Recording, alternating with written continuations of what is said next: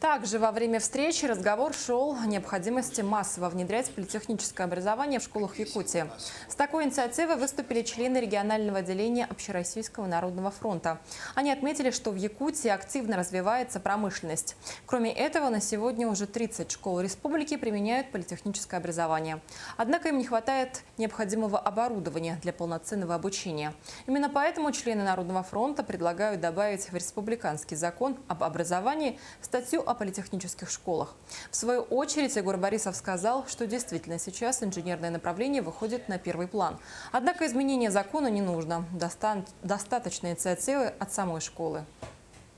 Когда школа сама по себе, понимая ответственность, понимая приоритетность, все это дело начинает инициировать и свои силы сверять, и при этом выходит на такой уровень, что уже готовы создавать политехнические классы, школы и так далее, тогда мы будем поддерживать. Это намного эффективнее, намного выгоднее.